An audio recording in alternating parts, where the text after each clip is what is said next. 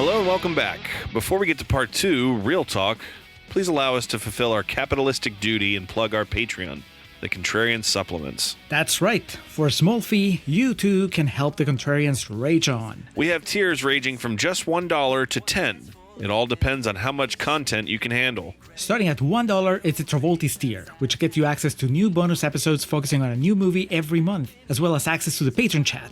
Join other patrons in making fun of our opinions. Moving up to $3 is the Winonis tier, which unlocks access to our pre-recording notes, our video reviews, and our spin-off show, Contrarians After Hours. That's a more laid-back space where we talk about other things we've been watching, reading, playing, thinking about. Sometimes it's related to the movies being covered in the main feed, but it usually isn't. If you want to be part of those patrons who help us shape the show by telling us which movies to tackle, that's when you sign up for the $5 tier, the Embries, and the $10, the Gads. Finally, all supplement subscribers, regardless of the tier, get access to our archive of special patron projects. Head over to patreon.com/contrarianprime now to join. Be sure to listen through the end of the episode to find out what's coming up to the Contrarian Supplements this month. Now, it's time for some Real Talk.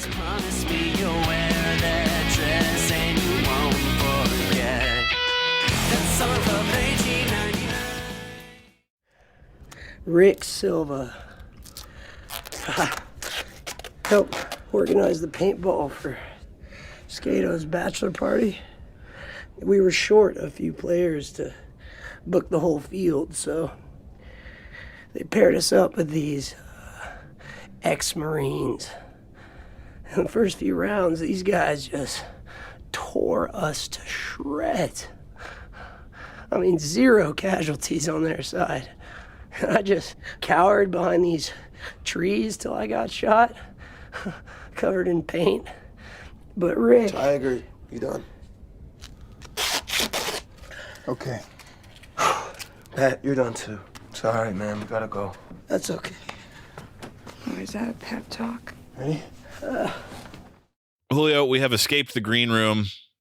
I guess you're Imogene Poots. You're a little prettier than I am. I'm a bit rugged like Anton Yelchin. So Anton Yelchin is rugged in this one. He's like, he looks like he smells, that's for sure. But we're sitting on the side of the road here, and now it's time to collect our thoughts on Green Room, directed and written by Jeremy Saulnier. Again, premiered at Cannes May 17th of 2015. Was released April 15th of 2016. Budget of $5 million and an estimated return of just under $4 million. John Amenta throwing another a bit of a curveball our way. I had mentioned that I was familiar with this movie. I'd heard of it. I knew of it. I don't know quite what I was expecting, but I did not expect like this room style, just the amount of waiting in this, I guess, is what I'm. And when I say room style, I mean like confined to one room. I'm not comparing it to The Room or Room. Almost like a bottle episode, I guess. That's what it makes me think of Abed on Community, with the pen when they're all stuck in the study hall for the whole episode. Yeah, crazy like tension building. And like I said, there's a lot of waiting to the point where the first time they left the room and like 3 people died, I was like, holy fuck. And then they go back out again and 2 other people died. So a very interesting style, approach, and pace. Did it work for me and Julio? Let's see. We'll start off by seeing who it didn't work for, who comprised that 10% that said it was rotten. Julio, which quotes did you pull? Okay. Green splotches from the Rotten Tomatoes website. Have a few here. All these people, surprisingly, have Confederate flags on their profiles. So an improper representation of my people. Just kidding. You just see green splotches. We're going to start with Giovanni Marcini Camia from The Film Stage, who says, while Green Room features a number of ingeniously crafted set pieces, it quickly winds up as an excessive, borderline pornographic revelry in extreme violence. Borderline pornographic, Alex. Do you think it goes that far into violence? No. I was about to say, me and this fella have watched dramatically different movies in our lifetimes. I know you are somewhat desensitized, but even on my end, I think when the violence happens, it's brutal and it's disturbing, but borderline pornographic? Yeah, that's like, you reserve that for like a Eli Roth movie or something. This, I don't know. It's a violent story, but at no part was I like, all right, this is a great example is, our Cell Block 99, Yes. whatever. That's a movie that has like a very realistic story and is somewhat grounded in reality, but then the violence is just like so over the top. The things that happen here, I was like, well, if this was a real situation, this is probably what it would look like. Yeah, save the outrage for the shots of Jennifer Carpenter getting her hands blown off. Yeah, if you want outrage from violence, go check out that episode. I think we spend half of Real Talk just like completely burying the Jennifer Carpenter sequence in that movie. Yeah. Take that shit up with S. Craig Zahler. Leave our boy Jeremy alone here. Next, Edward Johnson Ott from NUVO News Weekly says, I understand the appeal of vicarious brushes with death. I just don't share it. That sounds like me after watching the Texas Chainsaw Massacre. I believe your quote was, why? And I guess that's his response here.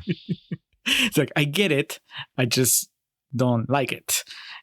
Would you put this on the same level as something like the Texas Chainsaw Massacre was just, but that's the horror genre, right? That's the appeal of the horror genre. the vicarious brushes with death, giving you a thrill. I mean, if we're being honest, this is a pretty scary movie in its realism. The idea of there's a lot of people that have wandered into the woods and just disappeared, man. So similar to Texas Chainsaw Massacre, biggest difference being when this was over, I wasn't craving, brisket and sausage. Along the lines of this has happened, Giovanni Faggio from Japan Times says, these days it seems like there's enough darkness in the world without turning to the cinema for a steady diet of mutilation and pain. Yeah, but I mean, Alex, you and I live in the same dark, depressing timeline that we live in right now. Did you have a hard time finding escapism in this movie? Or were you able to go like, well, I mean, yes, but it's still a movie where at least two of the good guys survive. Yeah, it's still a movie, but I guess kind of spoiler here on my feelings. What this movie was going for worked for me. So it wasn't a movie that like depressed me in like the way of what's that Clive Owen movie I always cite with it? Trust? Is that the name of it? Yes. That's a movie that's like based on something that's real and happens in real life. And I watched that movie. I was like, fuck. Like, what? This acting is good, but I don't want to be reminded of this shit, man. It's hard enough as it is. And with this, I never had that. I was just like, the effects and shit and the insertion of comedy, like from time to time, I was still like going, oh, like when people were getting shot. So I was obviously like enjoying myself in a way of watching a movie, not depressed by, the world that surrounds it. Yeah. And I think that it really makes a big difference that as close to a Hollywood ending as this can get, they beat the bad guys, right? I mean, they suffer severe losses along the way, but the movie ends with Picard gets shot in the head. Exactly. That's just kind of what you wanted. There is a little bit of audience satisfaction, I think, built into that third act. So you go through a lot of horrible shit to get that catharsis of well, at least the bad guys got theirs, except for Macon Blair somehow gets a pass because I guess maybe he was a star in Blue Ruin, so like sure he'll survive. He just looks too nice, Yeah. So that's something that going back to the Texas Chainsaw Massacre, that is a little less satisfying, and you don't get that release in that sense. Like the most you can say is, oh well, she escaped, but you know that she is just going to be disturbed for life. Yeah. And they're still out there, right? So they're going to claim more victims and so on. So that is more of a beating for me than a movie like this. Because here at the end, still, they find, even though realistically they shouldn't have, they find a way to prevail, at least a couple of them. Next, Leah Pickett from the Chicago Reader says, the characters are picked off in predictable order and a neo-Nazi angle leads to a dead end. Patrick Stewart is miscast as the skinhead's leader, his theatricality clashing with the other actors' realism. Alex, do you think Patrick Stewart was miscast? I would have a hard time ever saying he's one of those actors that, he could be cast as, what's that joke? He could be cast as Margaret Thatcher and it'd still be like, well, let's see how this plays out. All right. You could cast him as Madonna in a movie. I'd be like, yeah, that's the right call. No, I don't think he's miscast. I agree. There's a different It's not distracting, but if you want to like split hairs, there is a difference in approach, the way he performs and delivers some of his lines versus like the other Nazis in this. But again, it's fucking Patrick Stewart. What do you expect? Who else knows besides, you said Daniel's cousin? Tad.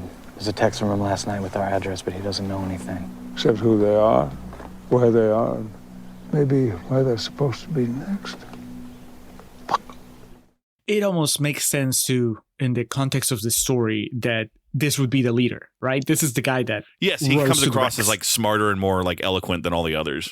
Yes, when he has that moment where he's just dismissing them all, and he's just saying, "Well, sorry, we can't play the gig. We have to cancel the show tonight. You can come back on Sunday. Free drinks from 2 to 4."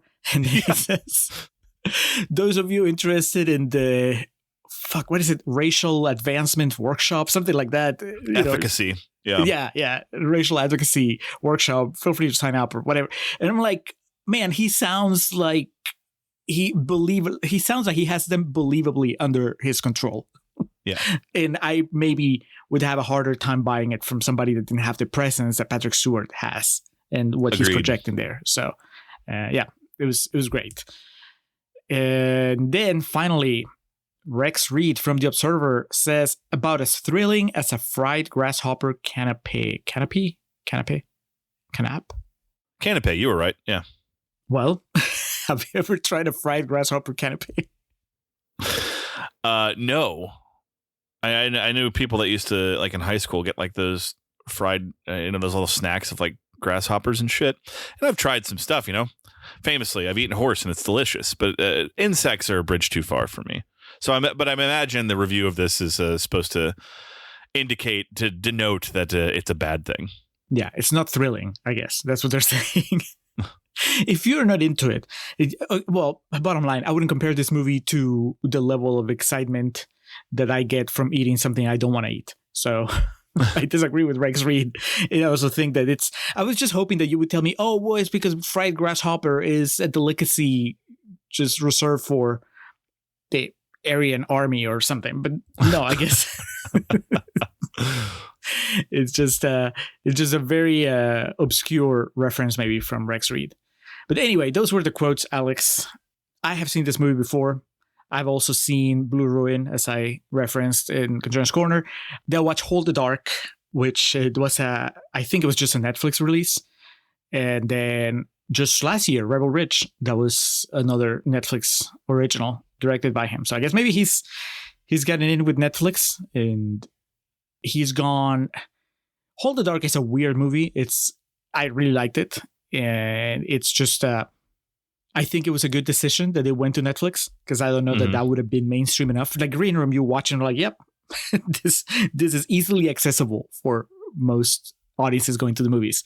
Hold the Dark is it's kind of a thriller, but it also has some potential magical realism depending on how you read it. So it's kind of weird. And then Rebel Ridge has been compared to First Blood, the first Rambo movie. Nice. And it has its moments. Don Johnson is the bad guy. The guy playing the protagonist, the Rambo in this scenario, he's really good. The movie itself kind of falls apart. It gets really contrived. But the point is, he's a filmmaker that has kept making movies, and I've watched most of them. So I'm in a very different spot when it comes to thinking of him as a director versus you, who this is just your first exposure to his stuff. Mm-hmm. And part of the joy of watching the movie this morning was knowing in the back of my head, I was always thinking, oh yeah, that's right, Alex hasn't seen this. And wondering if you were going to be having fun or if you were going to be irritated by it or even, God forbid, bored. Like, are these characters going to get on your nerves, I guess, because you're hardcore. You've watched so many horror movies and so many thrillers. You're like, yeah, I've seen this a gazillion times before. So try again, Jeremy. Or were you going to be just taken in and just, play with the movie and let the movie play you, basically, and just be tense by it? It sounds like it was the second one. Walk me through this. Like, what was your experience watching Green Room? Well, the big thing is the Imogene Poots factor, because as we've seen, I've been very positive on her in some roles and not so positive in other ones. She won the, what do we call it now? The Hui. The Hui, that's it, yeah. So that was one that was kind of like going into it, I was like, and I really liked her in this. Yeah, I like. I'm not going to say this is the greatest movie ever made or anything, but I thought for what I perceive it was going for, I really enjoyed it. It worked a lot for me. The thing with the dog at the end is kind of weird. It's like, what was the point of that? But like, aside from that, yeah, I really enjoy the characters. I believe their stupidity is believable. Tonally, it seems to kind of go off the rails just a tad at the end when it becomes more of like, you know, when they paint their faces and shit. But you could just make the argument that they've gone crazy, you know, or Yeah, they think they're going to die. Yeah, they think they're going to die, so going out with a bang or some shit. So the first time you saw this, you know, I kept saying the whole I didn't know what to expect, but it wasn't this. What were you thinking? Did you find yourself bored with like the kind of isolation of this and whatnot? What were the emotions you went through the first time you watched it? I knew exactly what to expect because I had seen the trailer and the movie had been out for a while. I didn't see it in theaters. I saw it, you know, in streaming. And so I knew all the talking points. I knew that it was about a band trapped in the green room. I knew Patrick Stewart was the bad guy. I knew Anton Yelchin was I guess he's still the protagonist, but yeah. You know, that was like a big thing because by then he'd passed away. So it was like, oh, you know, this was one of those movies that people would point at and go like, man, can you imagine, you know, we could have gotten so much more of this. He was on his way up. And I knew there were neo-Nazis, you know, there was no real surprises other than, I guess, the brutal deaths. But even then I knew that the violence was pretty graphic. I had seen Blue Ruin, and like I said, I didn't like it. But Blue Ruin can be pretty graphic in its violence as well. So that was something that I was also expecting. And it wasn't a long movie. So it sounded like it could be a good time. Even if I didn't enjoy it fully, if I didn't think it was great, I was like, oh, it'll be in and out. And then I can say I gave this guy, Jeremy Saulnier, I gave him 2 shots, right? I didn't let the bad experience with Blue Ruin completely sour me on him. And, you know, I know he's made a bunch of movies, but I don't really get to see Patrick Stewart too often outside of the big franchises. So, you know, he's in X-Men, he's in Star Trek, and then anything else that I see him in, it's like, oh, look, he's doing something else. And for him to play a bad guy, that was really the big draw. And like a bad guy too. Yeah. Morally, he's repugnant, but then on top of that, he's just very manipulative and very, I guess, resourceful in a way. Just how he gets in Anton Yelchin's head. Yeah. He's not even looking at him. They're just talking through a door. He's acting, you know, he sounds like a nice guy, but you know that he's evil. It's really good. That's definitely, that was the main hook going in. And I mean, it's not my type of movie. That's not what I generally seek, but it's the type of movie that I can sit back and enjoy if it's well done, which I think this is. I think that I was not disappointed when I watched it the first time. I was like, oh, okay. You know, I'll watch whatever's next, whatever Jeremy Saulnier makes next. Yeah, and then on this rewatch, I've actually enjoyed it a lot more. I think I have a grasp on something that the movie might be saying, either intentionally or unintentionally. And we'll get into that in a little bit, I think. But it made it resonate even beyond just it's cool, that the thrills and the scares and the who's gonna make it, who's not gonna make it. And we won't all live, but I don't know. Maybe we won't all die. So not knowing anything, Alex, did you... one of those quotes said that the characters were picked off the way that you would expect, like in the order that you would expect. Is that true? Did that happen? I guess we both were expecting Anton Yelchin to make it to the end, but how about everybody else? Yeah, I didn't really expect maybe to get capped off that quickly. It all just happens so fast, and again, in a fairly realistic manner. And these characters honestly didn't have like the trappings of your typical slasher brigade of miscreants. So I found honestly it unpredictable in that way, just how easily people were killed off and shit, you know?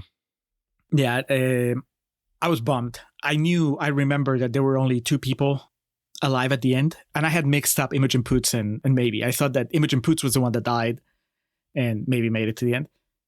So I knew that was what happened, you know, that we made it to the end with just 2 people left, but I couldn't remember the order in which they died and definitely not how quickly they died. Like you said, once they leave the room, it's just, man. They gave the Nazis too much time to game plan, man. I mean, that's what one of them was arguing. That guy, Reese, he was low-key my favorite character in that room, in the green room, because he seemed to be very decisive.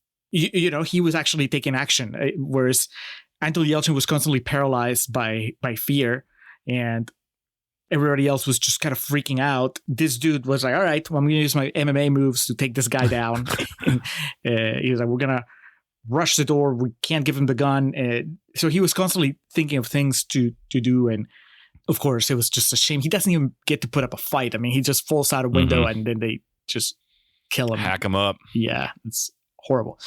But that was on that end. On the side of the bad guys, how do you feel about Macon Blair? I mean, this is obviously gets a lot more screen time than what we saw in Thunder Road. But I don't know if I'm ready to call him the MVP of the movie, but I was very, very taken by his performance because he doesn't get to, he doesn't get the show off speeches that all the other characters get in this movie. But I thought he was very believably playing a guy that's trying to manage the situation. He's like the assistant manager that is way in over his head.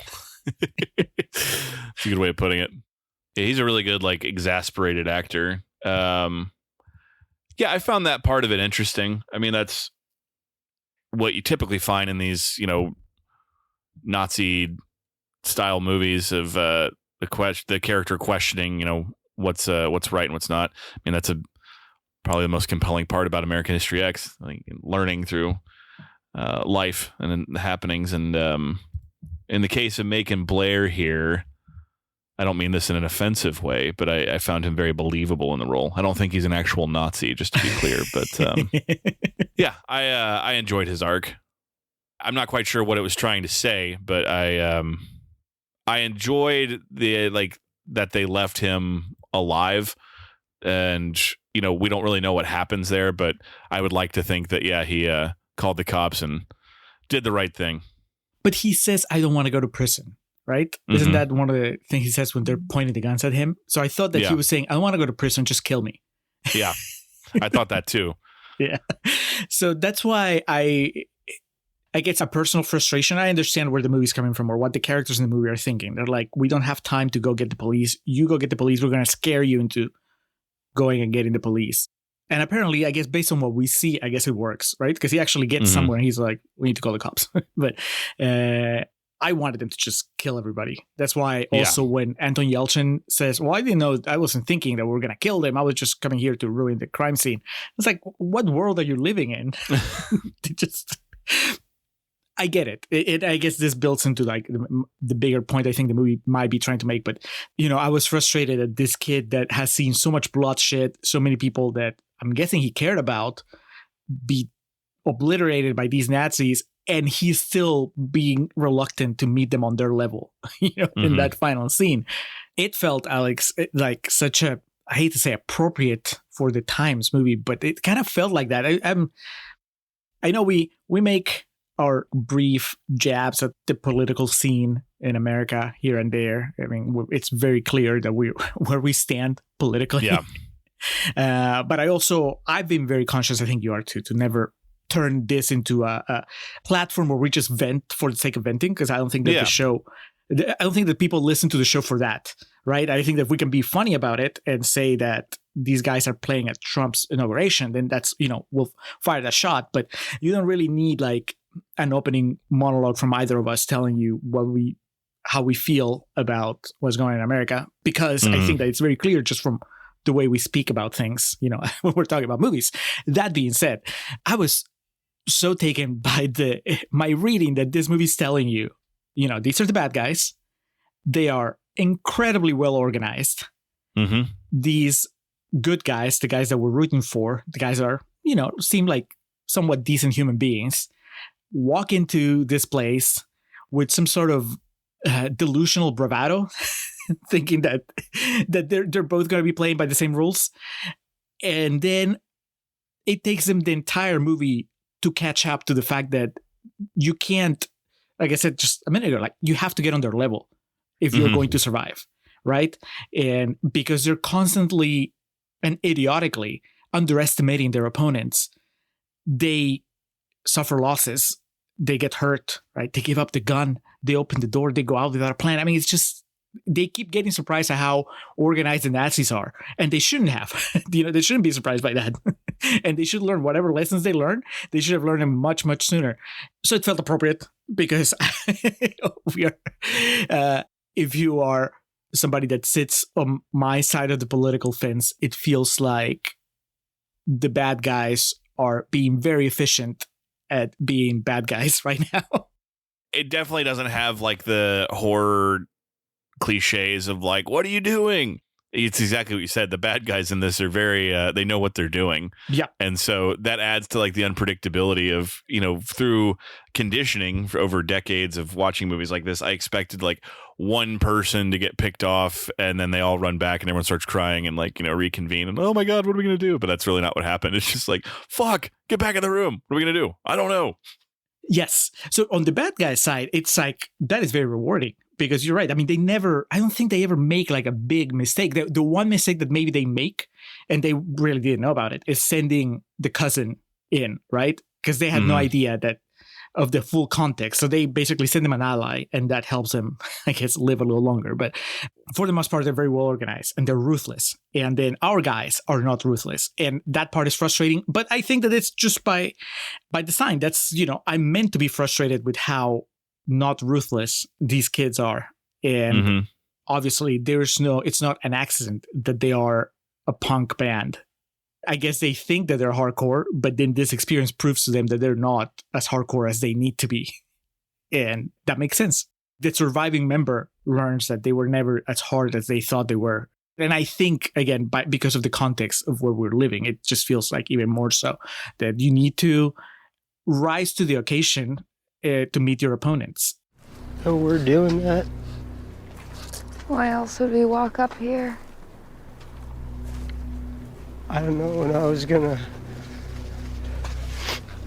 ruin the crime scene. Anton Yelchin gets to his final face-off with Captain Picard.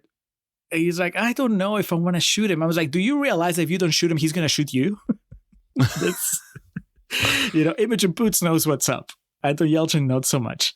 So that entire dynamic, I found it very rewarding. I think that maybe, it's been so long, but maybe the first time I watched the movie, that probably frustrated me more because I was just watching it as this isolated thriller/horror movie. And it was just my frustration with horror movie protagonists, right? They were just like, well, that's just how they are. They have to make these mistakes because you need the movie to run on for 90 minutes at least.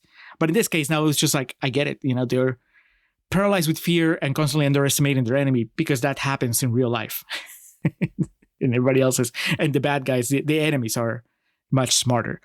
How much of that was in Jeremy Saulnier's head and how much of it was just him wanting to make a good, solid thriller? I mean, I don't know. But he seems to be a pretty good filmmaker. So I don't doubt that there's at least some intention to it.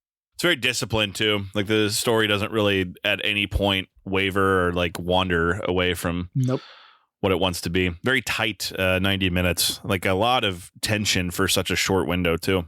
Yeah, it gets there so quickly. And then once the big thing happens and they find the body, they see the dead body, it's just nonstop. The one digression of sorts is what we referenced about the dog. And I mean, it made me go, aw, at the end when the dog, yeah. It also made me think of in other movies, you've called it out, that's like the Quentin Tarantino moment, right? The one like, what the fuck thing? Yeah. Just the sudden focus on this dog and his journey to finally rest his head on the neo-Nazi's body. What does it mean? And I think that's a discussion point that can just go anywhere. And I hope that that's what it's intended. If the meaning of that is supposed to be clear, then it definitely went over my head. Yeah, I agree. Like, if I wanted to be like hyper analytical and like guess or something, I could be like, some idea of like those who love you and will believe, what you believe and be careful of, what you teach because I don't know, or loyalty or some shit. But like you said, it's also possible that if we had Jeremy Saulnier right here, he's just like, oh no, I thought that'd be like a good end of the story. I like dogs. Yeah. I wanted to give you a peaceful shot of a dog after showing you dogs destroying human beings the previous hour. I mean, we could it's also do possible. something like the gentleness that follows, violence or some shit. I don't know. Yeah. If we wanted to, we could read into it. But you're right, and that's what I mean. Yeah, I was thinking something along the ways. Well, for the dog, there's no distinction really, right? Mm-hmm. Unless he's giving a command to attack, because that's what he's been trained for. He just sees everybody as people, Mm-hmm. and he doesn't see them as targets unless he's being told that a certain person is a target. And then when there's no command, then he just goes to the person that he loves. And the dog has no idea that that person was a piece of shit. So he just goes and rests his head. And it's just this sympathetic gesture to somebody that we, the audience, know doesn't deserve it. And then, like you said, if they had bullets, they would have shot the dog. Mm-hmm. And in a way, you could say, well, after everything that's happened in the movie, you can't really blame them. But yeah, it's just such a weird final set of happenings in the last 5 minutes of the movie. And I don't think they ruined the movie. It's just a fascinating, and it's one of those things too that the filmmaker could have just put in there as like a talking point, and just if he was listening to this, would just be laughing at like how far we're reading into it. He's like, no, I just thought it'd be cool.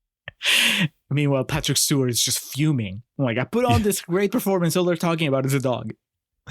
It's every hyper analytical theory about the original Halloween. When they asked John Carpenter about it, he's like, nope, that's not what I meant to do. Wasn't trying to do anything like that. It's Harmony Korine too, of Jeff Jarrett in his movie. What was the decision behind casting Jeff Jarrett in Spring Breakers? I like wrestling. Just like, hell yeah, man. Does this make you want to watch either Blue Ruin or any of his other movies? Sure. I don't know if I'm going to run out and do it tomorrow, but it's certainly something I'm way more interested than I was before. What'd you say your thoughts on Blue Ruin? I didn't like it, but I'm in the minority. It was very well received. Our friend Eddie Strait is a big defender from what I remember. So I would just have a lot of fun. I spent that entire year talking shit about Blue Ruin any chance I had, just to get under his skin.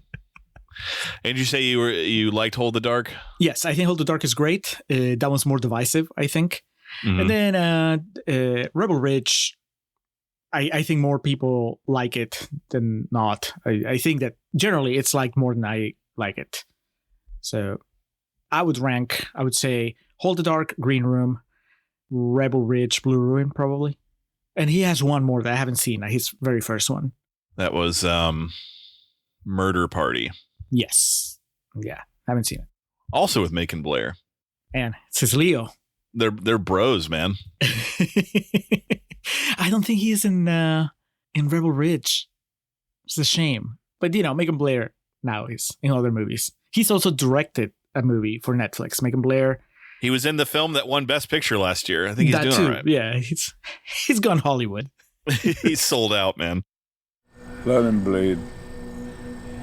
Later is better for time of death. Well, we've kind of danced around it. The Patrick Stewart, it is all of the things we've said. Stunt casting is a bit negative, but it is like, Patrick Stewart, not just a bad guy, but like a reprehensible person, and like delivering these lines as Patrick Stewart, that when he talks about like the resolution and like the killing, and he talks about like forensics are no longer a worry, it's because it's Patrick Stewart saying it. It's so fucking chilling. Yeah. It's like so much more haunting than if, Callum Turner was the bad guy or something. No disrespect to Mr. Turner, but you know what I mean? I think it would be easy for someone to kind of underrate Patrick Stewart's performance in this just based off of, oh man, it's Professor X being a bad guy. You know what I mean? Yeah. Because I think he's fantastic in this, to the point where he gets shot at the end. I was like, damn right. And it's fucking Patrick Stewart. Yes.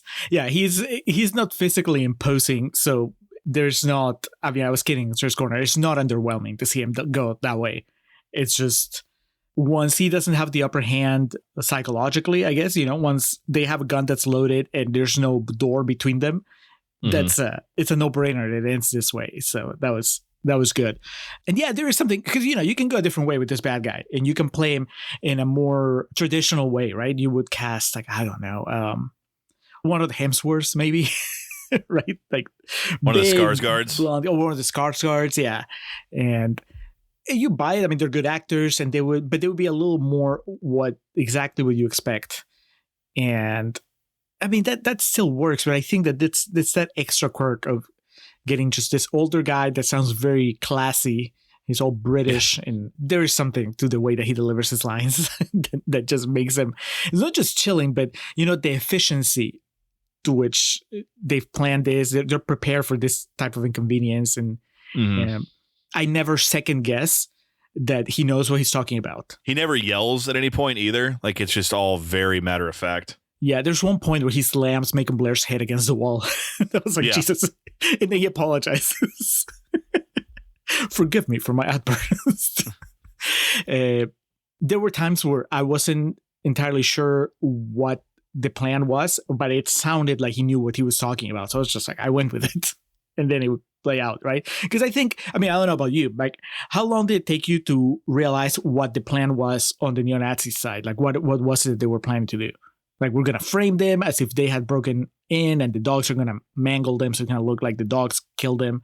But we need the car keys so we can drive the corpses away. And yeah, it's really good about, it doesn't flat out tell you what the plan is, but you're kind of watching it unfold. So I don't know, probably like 75% of the movie, I was like, oh, this is what they're doing. Yeah, but I never felt that they didn't know what they were doing. That's like the Patrick Stewart power. Is like, oh yeah, I buy it. He sounds like they're doing things right. That's the whole point. Like, they're prepared for anything but like insanity, and that's what costs them in the end. It's just like the craziness that's exuded by Amber and Pat, the Rick Silva approach. Yeah, shave our heads and paint our faces. Was that as big a shock as I hoped it would be, Alex? When we're not even halfway through the movie and Anton Yelchin basically loses his arm. Yeah, that was crazy. That whole sequence is nuts. There's so much going on. It's like it's a perpetual motion machine, pretty much, of just like intensifying violence and chaos. You get like these brief respites, but each sequence of violence seems to be like more than the last. It's very well paced in that way. I used the word disciplined earlier, and this is very disciplined filmmaking from my perspective. Yes. Anton Yelchin, I mean, since we're here now, this is third main timeline appearance for the Contrarians, I think, right? Because we've had him in Terminator Salvation. He was Kyle Reese. Oh, God. R.I.P., but come on. We had him as Chekhov in the J.J. Abrams Star Trek. Indeed. And now we have him as Pat in Green Room. You are, as you've expressed constantly, you're a big fan of Thoroughbreds. Oh, Thoroughbreds is fantastic, yeah. So where does this performance fit in the Yelchin filmography? Because he doesn't really get much to do for big stretches of the movie. His character's kind of like in the background. He's not the most active or most vocal out of the people in the band.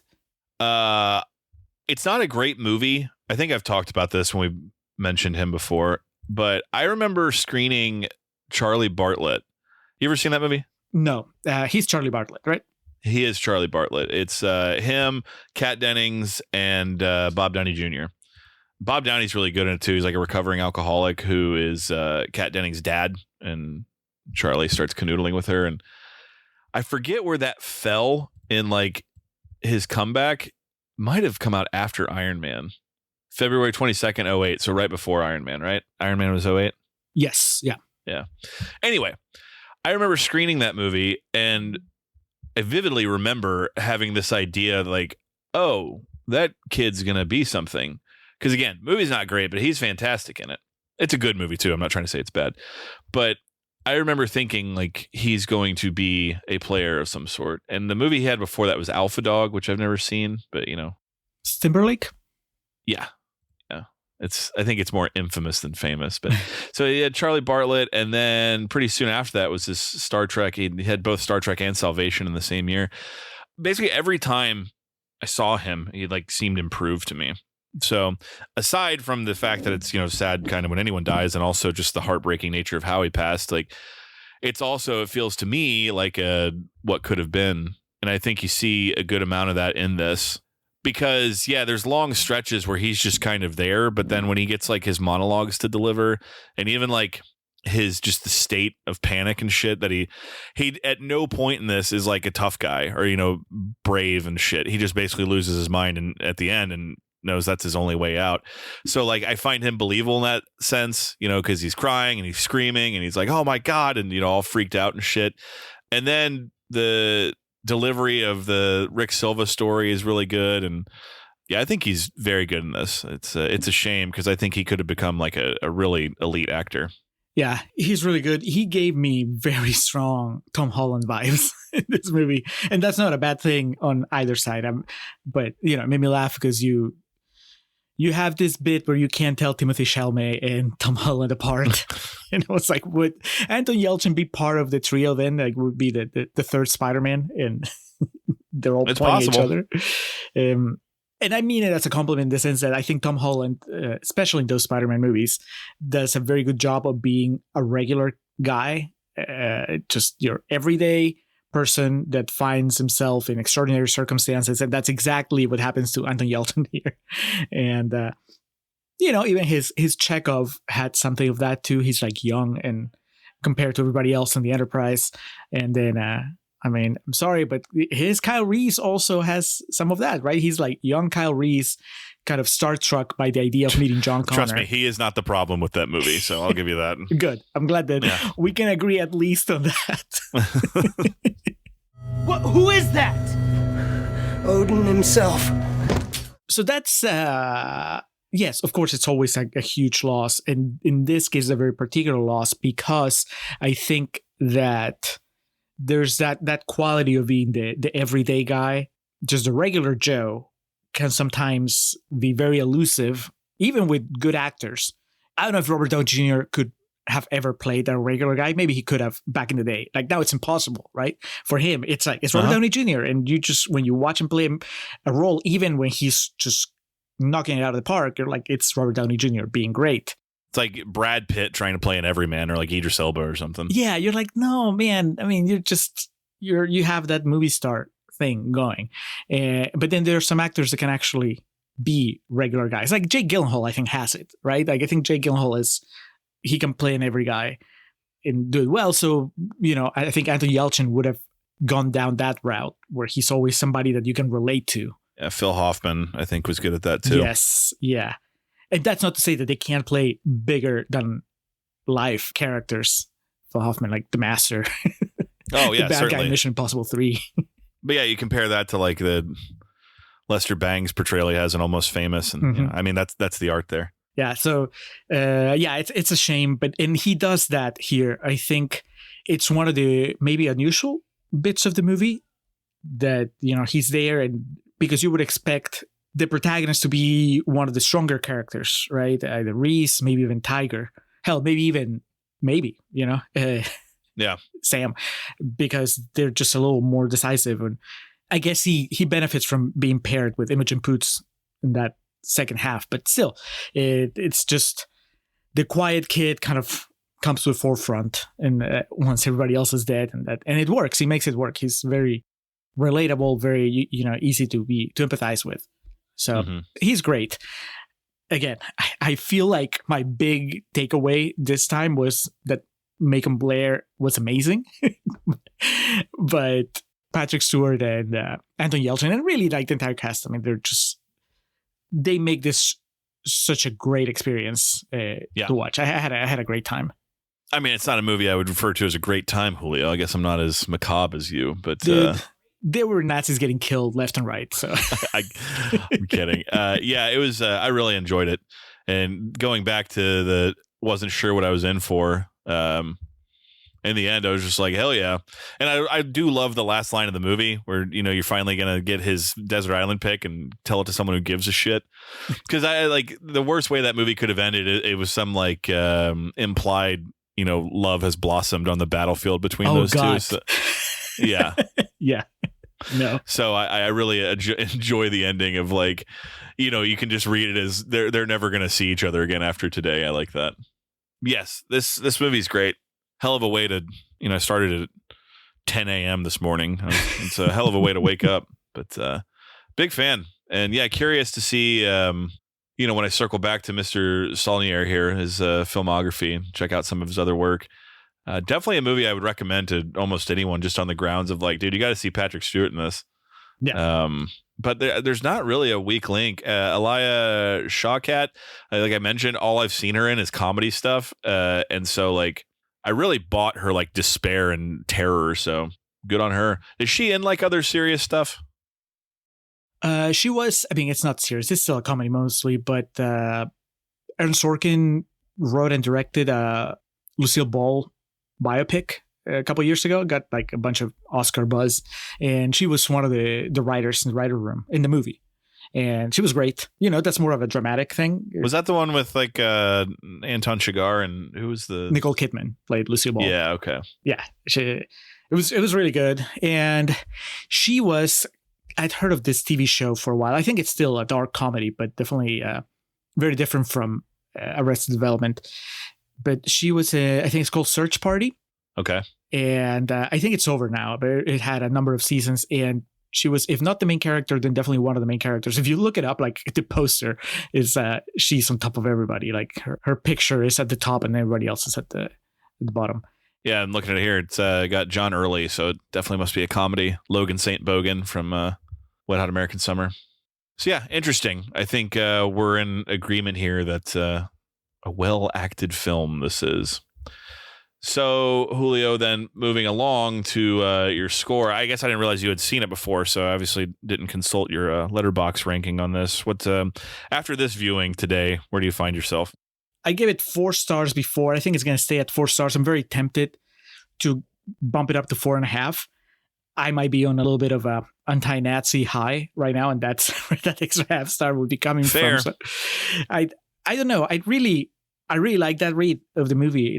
That would be, if it wasn't then, back in 2015, it definitely would be now. Just an indictment for people to kind of nut up and just stop being surprised when Nazis act like Nazis, Yeah. White supremacists act like white supremacists. It's like, do not give up the gun. Do not just walk into the green room to play a set in front of hateful monsters and so on.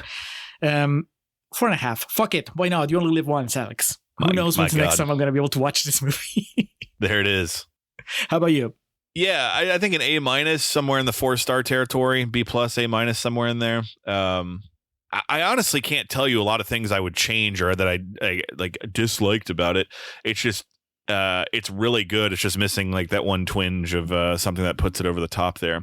But again, I mentioned it in Contrarian's Corner, but do need to circle back to the awesomeness of when Imogen Pooch shoots that guy in the head and then says, "Got him." I thought that was awesome. You know what you Awesome. needed? You needed a Patrick Stewart Oscar clip because we didn't get one. And so we needed there you go. a moment where he just, everything paused so he could give us his backstory and tell us how he became a white supremacist. There you go. I was once in a wheelchair and led an academy for the gifted. Then they made me have a DEI hire. That would be his... Fucking Bishop. That would be his he just didn't like the way the government was running his school, so he sold everything and bought he took like ivermectin to cure his legs, and then he bought this big plantation. Nobody gets vaccinated there. No. You have a vax card, you're kicked out, you're banished from the compound. Oh, we're up against real guns. All right. Well, there we go. Green Room. John, great pick. Fun discussion here. Julio, what's on deck? Coming up next, from the 90% highs of Jeremy Saulnier's Green Room, we're going to go to the 28% deaths from, I don't know who directed this, but it's called The Son. And it might be a follow-up to The Father, Alex, which was a very lauded movie back in 2020, I think. It had a few Academy Award nominations. Was this with Hugh Jackman? Yes, with Hugh Jackman. I don't know what this is. Florian Zeller is the director, and it looks like he did direct The Father. Oh man, that is brutal because The Father was very well received. Hopkins got an Oscar for it, I think. Olivia Colman. Oh, Yeah. It also has Imogen Poots. Yes, yeah, she's in it.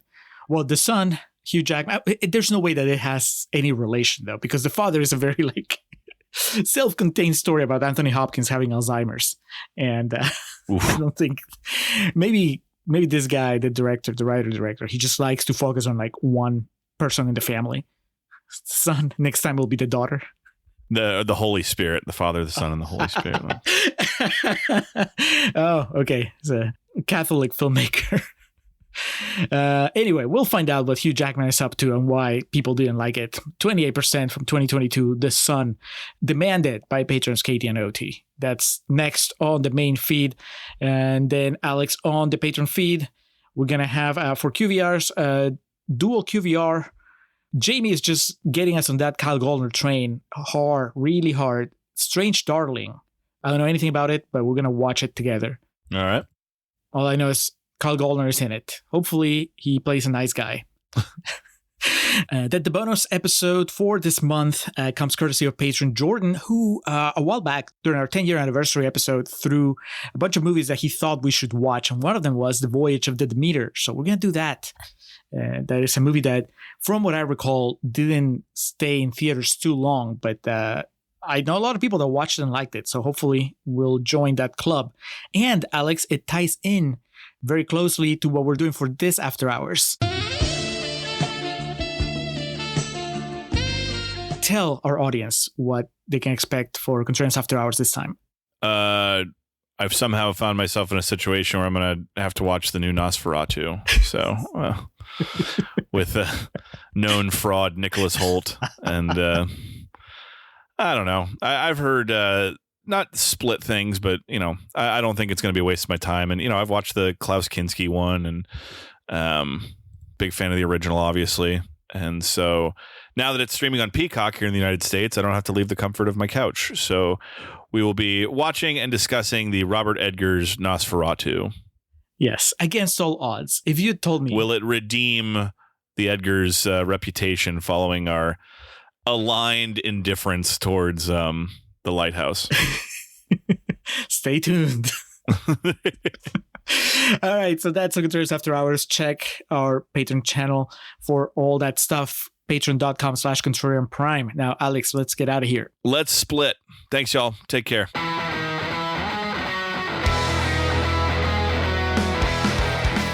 Welcome to our end credits. Or, as we usually call them, our perennial plugs. We start off by giving thanks to the Festive Years who provide our opening and closing tracks. They kick us off with Last Stand and take us home with Summer of 99.